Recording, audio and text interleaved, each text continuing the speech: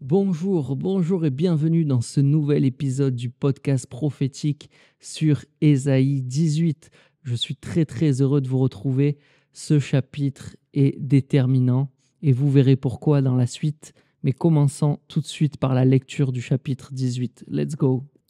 Malheur à ce pays où retentit le bruissement des ailes, terre au-delà des fleuves de l'Éthiopie, toi qui envoies par mer des émissaires dans des vaisseaux de joncs sur la face des eaux. Rapide messager, allez vers la nation à la taille élancée et à la peau glabre. Oui, allez vers le peuple que l'on redoute au loin, nation à la langue barbare et qui écrase tout, dont le pays est sillonné de fleuves. Vous qui peuplez le monde, habitants de la terre, regardez l'étendard quand on va le dresser au sommet des montagnes et quand le corps va sonner. Écoutez bien, car l'Éternel m'a dit, je me tiendrai tranquille et je regarderai de ma demeure, pareil à la chaleur dans la lumière éblouissante du soleil, pareil à la nuée formée par la rosée dans la chaleur de la moisson. Car avant la moisson, quand la floraison est finie, quand la fleur deviendra un raisin qui mûrit, alors on coupera les sarments de la vigne avec une serpette. On enlèvera les sarments et l'on élaguera les branches. Le tout sera abandonné aux oiseaux de proie des montagnes et aux bêtes sauvages. Les vautours en feront leur nid pendant l'été et les bêtes sauvages leur gîte d'hiver.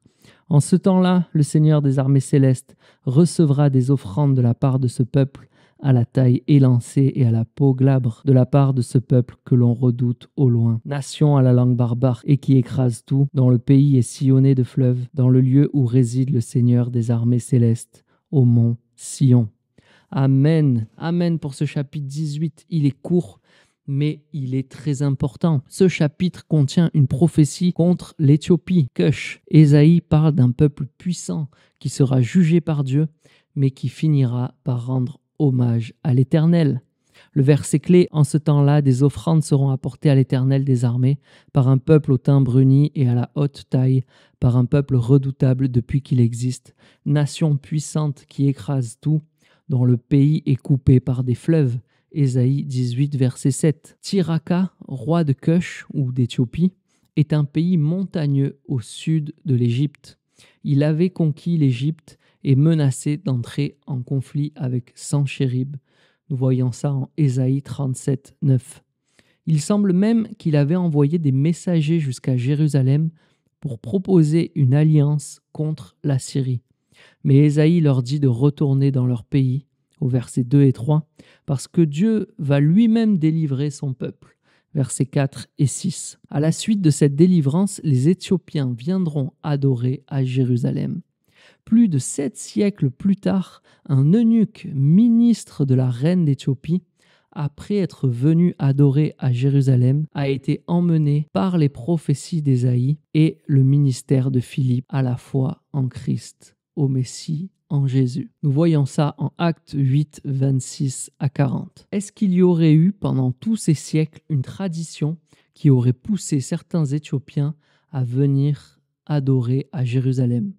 Sûrement. Il faut regarder pour cela les prophéties d'Ésaïe 45, 14, de Sophonie 3, 10 et de Psaume 68, 32. J'ouvre les guillemets, l'Éthiopie accourt, les mains tendues vers Dieu.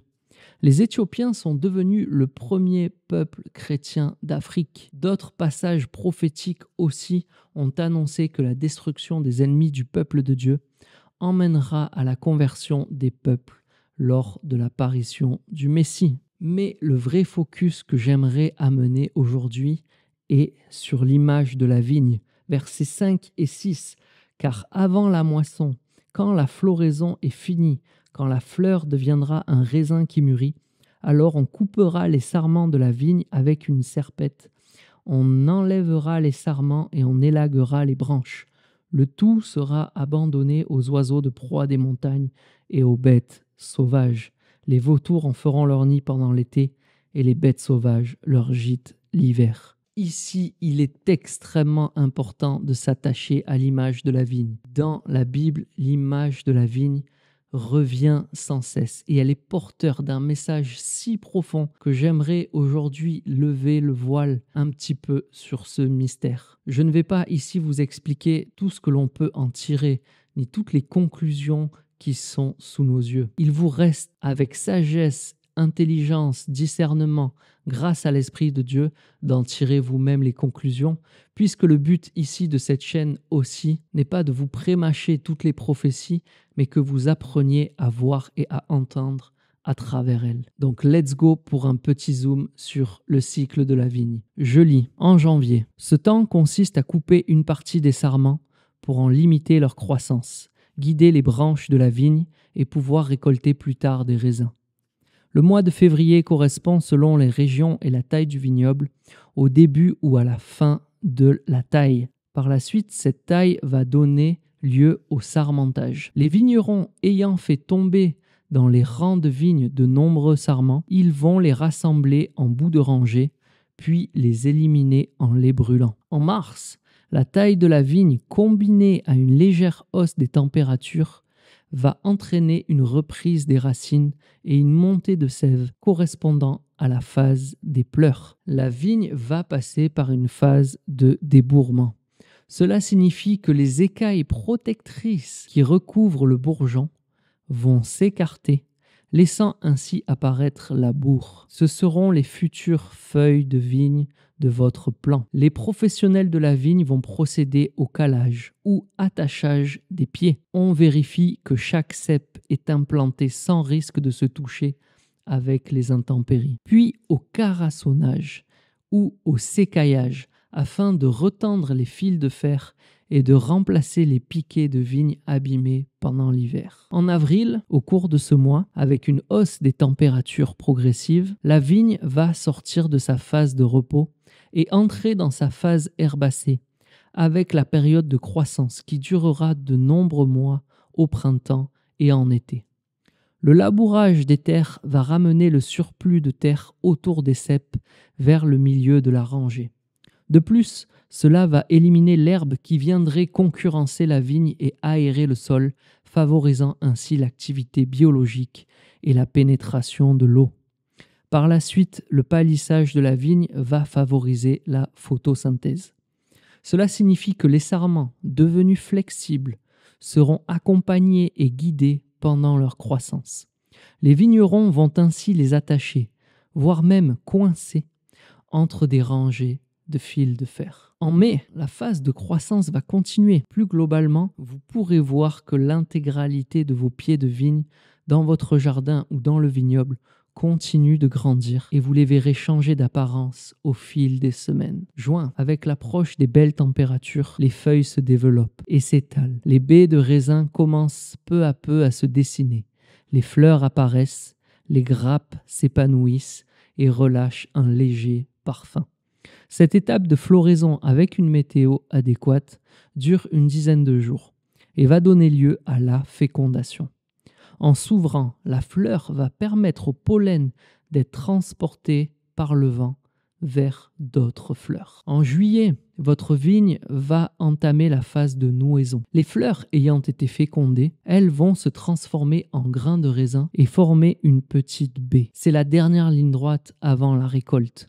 Il faut assurer une surveillance des plants pour détecter l'apparition de maladies et si tel est le cas, procéder à un traitement. Vous pouvez aussi procéder à un essimage ou rognage selon la direction des branches. Cette taille complémentaire va éliminer les sarments trop longs, donc des sarments poussant vers le haut, ou sur le côté, qui sont sans grand intérêt. La coupe permet de limiter le volume végétatif exposé aux maladies et favoriser la maturation des branches fruitières porteuses de raisins. On peut aussi enlever des feuilles pour que le rayon du soleil puisse bien rentrer dans vos plants. Pensez aussi à bien arroser. Août, ce mois-ci, la vigne continuera de croître et passera par sa phase de véraison. Les grains de raisin vont grossir et changer de couleur, passant ainsi du vert classique à un jaune transparent pour les raisins blancs, un violet profond pour les raisins rouges et un rose léger pour les raisins roses. Enfin, comme l'indique son nom,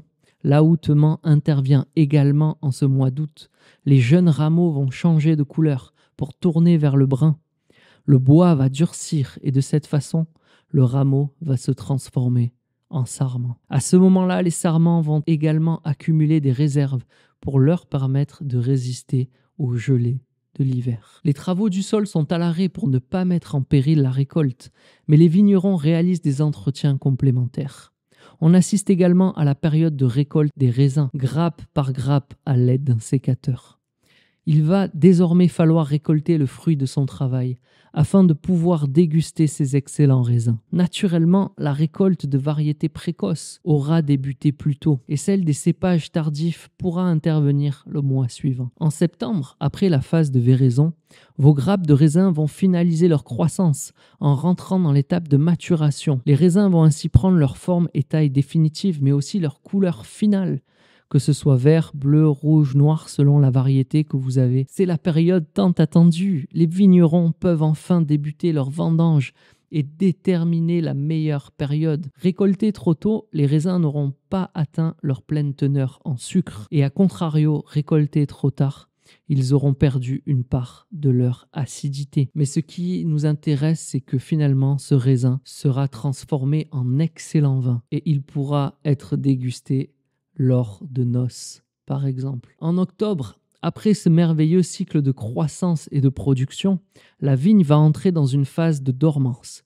Dès le mois d'octobre, en général juste après le début de l'automne, les feuilles vont ainsi peu à peu perdre leur couleur verte, si caractéristique, et vont chuter. De même, les sarments seront tout bruns, marquant ainsi la phase de repos de la vigne. Les professionnels du vin vont de leur côté entamer la phase de vinification ou de mise en chai. Pour cela, ils vont surveiller chaque jour le vin dans les cuves ou les barriques, contrôler le niveau de sucre et de fermentation alcoolique et s'assurer que chaque indicateur soit idéal pour donner le meilleur vin possible. En novembre, il y a le calme. La vigne va continuer sa phase de dormance. La chute des feuilles va s'accentuer et meubler le sol des vignobles ou des jardins. L'hiver pointant le bout de son nez, il va être nécessaire d'assurer une protection de son pied de vigne.